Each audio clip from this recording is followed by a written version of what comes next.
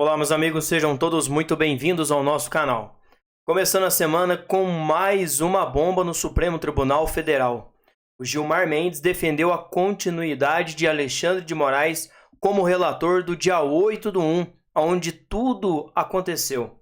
Lembrando que ministros do Supremo Tribunal Federal, nos bastidores, tiveram um jantar com deputados da base aliada de Lula para poder intimidá-los e assim fazer com que eles tirassem a sua assinatura para a anistia, que já está com as 257 assinaturas para poder entrar em debate no plenário da Câmara.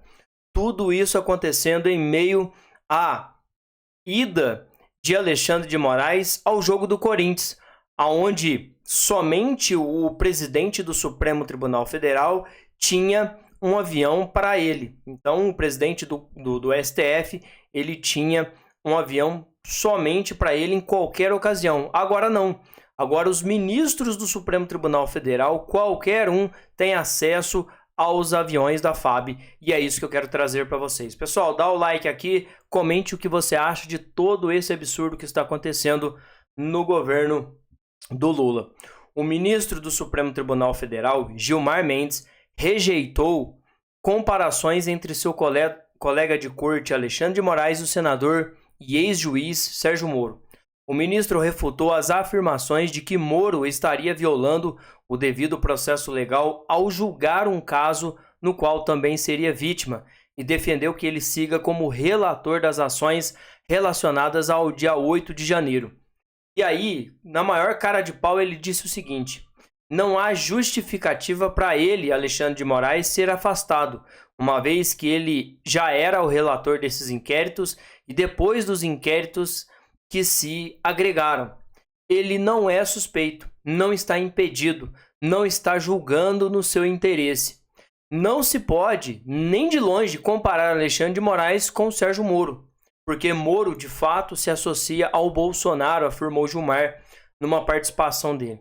E aqui ele coloca Sérgio Moro e Alexandre de Moraes na mesma balança. E não estamos aqui de forma alguma defendendo Sérgio Moro também, porque não é nenhuma das boas pessoas para fazer menção. Mas comparar Sérgio Moro, que colocou o Lula sim na cadeia de forma honesta, justa, com provas, que depois o próprio Supremo Tribunal Federal fez a questão de tirá-lo de lá para concorrer e assim fazer o seu jeitinho brasileiro e ganhar as eleições, isso não tem dúvidas. E aí Gilmar ainda refutou as críticas de que o STF estaria extrapolando suas funções e praticando ativismo judicial. Ao falar sobre o assunto, o ministro afirmou que o problema está na incompreensão das competências da Corte. Ao refletir sobre as lições que o STF teve nos últimos 10 anos, o ministro afirmou que, ao longo desse período, os ministros têm buscado deixar para trás a ideia de uma pauta individualista. Ou seja, mentira. Existe sim o individualismo e todo esse alvoroço em cima do Supremo Tribunal Federal se dá por conta das atitudes de Alexandre de Moraes para com o Congresso, o povo, Bolsonaro e qualquer um que se meta no seu caminho. E aí, como se não bastasse, o Gilmar Mendes, nesse mesmo evento, ele disse que a Lava Jato era uma organização criminosa. E aqui estamos falando de Deltan Dallagnol, uma pessoa de conduta ilibada que sempre hoje em dia tem trago nas suas reflexões e mostrado quem é quem na ordem do dia. Sérgio Moro, que por mais que errou no meio do seu caminho político, fez o que deveria ser feito, colocar Lula atrás das grades. Se nós vemos um juiz da Suprema Corte falando que a Lava Jato era uma organização criminosa, resta pensar o que então do Supremo Tribunal Federal? Aí a gente percebe que não é mais só o Alexandre de Moraes, e sim, olha, 90% dos ministros ali não tem vergonha na cara. O ministro Gilmar Mendes, do Supremo Tribunal Federal, ele afirmou nesse evento em que ele estava, que teve orgulho de ter participado do desmanche da Operação Lava Jato. A esquerda culpa Bolsonaro por ter acabado com a Lava Jato. Mas quem acabou com a Lava Jato foi o próprio Supremo Tribunal Federal. o Gilmar Mendes, classificou como uma organização criminosa e, na fala dele, o ministro criticou a atuação da força-tarefa da ação do ex-juiz Sérgio Moro. E ele disse que ficou muito orgulhoso de ter participado desse processo que você chamou de desmanche da Lava Jato, porque era uma organização criminosa e isso não era para ter acontecido em Curitiba. Lamentavelmente, era para ser julgada em Brasília. Mas, na verdade, nós sabemos que não era para ter acontecido em Brasília. Foram os próprios ministros do Supremo Tribunal Federal que levaram toda esse revanchismo para Brasília. Veja um trechinho do Gilmar falando do que foi isso. Tudo aquilo que depois se revelou na chamada Vaza Jato e depois Operação Spoofing, parece que eu já sabia. Que o juiz combinava com os procuradores, as ações, e depois isso tudo ficou provado. Alguém disse, mas só tinha inside information lá? Nada disso. Uma vantagem da gente envelhecer lendo é que a gente acaba ganhando essa capacidade de adivinhar, não é?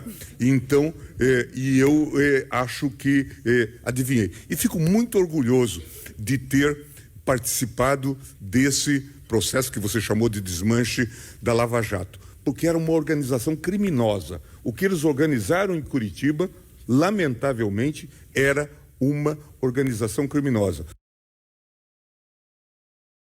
Essa prática, então, de ter envelhecido lendo, o senhor está fazendo muito mal, porque envelhecer lendo dá essa interpretação, estão interpretando, então, de uma maneira errônea tudo que está acontecendo. Chamar a Lava Jato, que foi a maior operação contra o desmanche da política brasileira, a maior operação contra a lavagem de dinheiro, contra todo o esquema de corrupção que tinha sido formado no governo, no Brasil naquela época, é uma verdadeira falta de mau caratismo.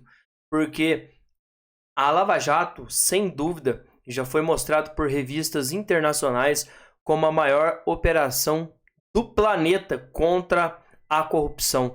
Não existe outro país no mundo que tenha tanta corrupção como o Brasil. Não existe no mundo nenhum outro esquema de corrupção igual no Brasil. Isso aqui não é nós que estamos falando. Foram as principais capas dos jornais, The New York Times e outros jornais falando do Brasil. E aí vem o senhor Gilmar Mendes falar uma coisa dessa. E agora os ministros usando os aviões da FAB para poder fazer o que querem, viajarem para onde querem, as despesas caindo nas costas do povo brasileiro. Isso é lamentável. Se não tivessem feito o que fizeram para colocar Lula no poder, teríamos mais 2 ministros indicados por Bolsonaro, dando uma ampla balança para nós. Mas, infelizmente, agora vão ficar ali por mais 20, 30 anos até que alguém decida se unir, colocar senadores e começar a impeachá-los para ter uma balança do que realmente está acontecendo.